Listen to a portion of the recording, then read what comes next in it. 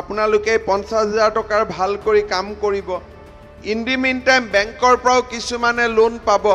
অহাবাৰ আমি আপোনালোকক নেক্সট বছৰত 1 লাখ টকা যে যিবিলাক একেবাৰে দুখীয়া নিচলা মহিলাই লোন লৈছিল তেওঁলোকৰ লোনখিনিও ৰাজ্য চৰকাৰে ঘূৰাই দিব মানুহে আৰু মহিলাসকলে ঘূৰাই দিব নালাগে আপোনালোকে চিন্তা নকৰিব আৰু আমি আপোনালোকৰ লগত থিয় হৈ থাকি এইবাৰ আমি কনকলতা মহিলা সবলীকৰণ যোজনা আঁচনিৰ ফালৰ পৰা যিসকলৰ নাম বেংকত গৈছে বা বেংকৰ পৰা লোন পাইছে তেওঁলোকক আমি অতিৰিক্তকৈ 50,000 টকা আমি আগবঢ়াবলৈ সিদ্ধান্ত লৈছিলোঁ তাৰ মানে 25,000 টকা আপোনালোকে প্ৰথমতে পালে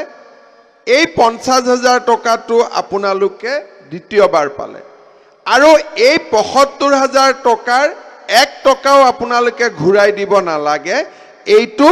ৰাজ সাহায্য হিচাপে আপোনালোকৰ লগত থাকি যাব যদি বেংকৰ পৰা অকল লোন পায় বেংককটো লোনটো ঘূৰাই দিব লাগিব কিন্তু এই 25 আৰু 50,000 টকা আপোনালোকে বেংকক ঘূৰাই দিব নালাগে অহাবাৰ যিবিলাকে এইবাৰ 50,000 টকা পালে আপোনালোকে 50,000 টকাৰ ভাল কৰি কাম কৰিব ইন দি মিন টাইম বেংকৰ পৰাও কিছুমানে লোন পাব অহাবাৰ আমি আপোনালোকক নেক্সট বছৰত 1 লাখ টকা দিম তাৰমানে কনকলতা মহিলা সবলীকৰণ যোজনা আঁচনিখন হ'ল প্ৰথম বছৰ 25 দ্বিতীয় বছৰ 50 তৃতীয় বছৰ 1 লাখ চতুৰ্থ বছৰ 2 লাখ পঞ্চম বছৰ 4 লাখ তাৰ পিছত আৰু আমি আপোনালোকক নিদিও তাৰ পিছত আমি ধৰি লম যে আপোনালোকে নিজৰ ভৰিৰ ওপৰত নিজে থিয় দিব পাৰিলে এই ধৰণে আমি এনআৰএলএমৰ পৰা লোন পাব কিন্তু অসম চৰকাৰৰ পৰা কনকলতা মহিলা সবলীকৰণ যোজনাৰ পৰা আপোনালোকে একোটা গ্ৰুপে ৰাজ সাহায্য পাব কিমান পাব 25,000 50,000 1 লাখ 1,75,000 হ'ল তাৰ অহাবাৰ 2 লাখ 3,75,000 হ'ল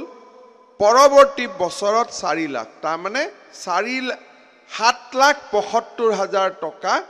আপোনালোকে 5 বছৰৰ ভিতৰত অসম চৰকাৰৰ পৰা লাভ কৰিব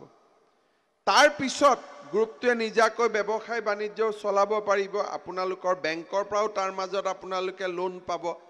এই ধৰণে আমি এই আঁচনিখনক সজাই পৰাই তুলিছো মই গৌৰৱ অনুভৱ কৰোঁ যে আমাৰ শিৱসাগৰত 6,637টা গ্ৰুপ এনআৰএলএমত পঞ্জীয়নভুক্ত হৈ আছে আৰু এই 6,637টা গ্ৰুপৰ ইতিমধ্যে 6,244টা গোটে আজিকে ধৰি 25,000 টকা পোৱাটো সম্পূৰ্ণ হৈ যাব আৰু 2,935টা তাৰমানে 3,000 গ্ৰুপে আকৌ 50,000 পাব তাৰমানে 25,000 যোৱা বছৰ যিবিলাকে পাইছিল সেইবিলাকে 50লৈকে প্ৰমোচন পাই গ'ল অহাবাৰ এই 50 বিলাকে 1 লাখলৈকে প্ৰমোচন পাব আৰু 25 বিলাকে 50লৈকে প্ৰমোচন পাব ভাল লাগিছে নে নাই আঁচনিটো লাগিছে আকৌ তাৰ মাজতে জীৱিকা সখী বাইদেউবিলাকো অহা যোৱা কৰি থাকিব লাগে আপোনালোকৰ লগত মিলা মিছা কৰি থাকিব লাগে বুজাই থাকিব লাগে এইবাৰ আমি তেওঁলোকক এখনকৈ স্কুটি দিছো আৰু অলপ আমি তেল ভৰাবৰ কাৰণেও তেওঁলোকক মাহত পইচা দিছো এটা মোক কৈছে যে মাষ্টাৰ বুক কিপাৰ বিলাক বাকি ৰল ঠিক আছে অহাবাৰ তেওঁলোককো কৰি দিম কিবা যদি কোনবা বাকি ৰৈছে হয় না সকলোকে লৈয়ে চলিব লাগে গতিকে এই মহান উদ্দেশ্য লৈ আমি এই আঁচনিখন আৰম্ভ কৰিছিলো আৰু মই ভাবো যে এইবাৰ ৰাজ্য চৰকাৰে এই আঁচনিখনত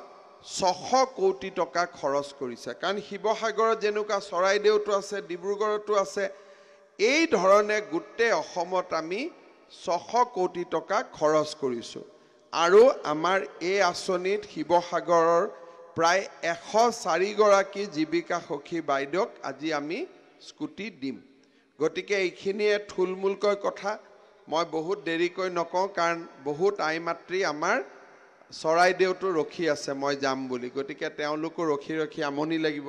সেইকাৰণে আহোঁতেও মোৰ দেৰি হ'ল আপোনালোকক পুনৰ এবাৰ নমস্কাৰ জনাইছোঁ লগত আৰু এটা ভাল খবৰ দি থৈ গৈছোঁ আমি যি অৰুণোদয় আঁচনি আৰম্ভ কৰিছিলোঁ এই অৰুণোদয় আঁচনিত যিবিলাক দুখীয়া মহিলা বাদ পৰি গৈছে লাহে লাহে আমি তেওঁলোককো ল'ম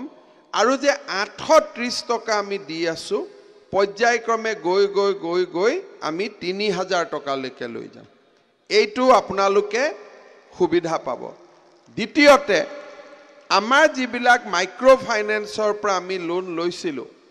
এজেণ্টবিলাক যাতে ঘৰত যাব নোৱাৰে তাৰ কাৰণে আমি আইন পাছ কৰিছোঁ আৰু কেইদিনমান আগতে মই নাহৰকটীয়াত কৈ আহিছোঁ যে যিবিলাক একেবাৰে দুখীয়া নিচলা মহিলাই লোন লৈছিল তেওঁলোকৰ লোনখিনিও ৰাজ্য চৰকাৰে ঘূৰাই দিব মানুহে আৰু মহিলাসকলে ঘূৰাই দিব নালাগে এই ধৰণে আমি সকলো কাম কৰি গৈ আছোঁ আপোনালোকে চিন্তা নকৰিব আৰু আমি আপোনালোকৰ লগত থিয় হৈ থাকি আমি সকলো সমস্যা সমাধান কৰিম সকলোৱে মোৰ লগত একেলগে ক'ব মই ভাষণ সমাপ্ত কৰাৰ আগতে পুনৰ এবাৰ আজি নিৰ্বাচন ঘোষণা কৰিব গতিকে মই বহুত পলিটিক্সৰ কথা নকওঁ কাৰণ অহা 40 দিন এই ৰাজনীতিৰ কথাই কৈ থাকিম গতিকে আজি আৰু ইমান মই পলিটিক্সৰ কথা যোৱা নাই খালি আপোনালোকক নমস্কাৰ জনালো মোৰ লগত একেলগে ক'ব ভাৰত মাতা কি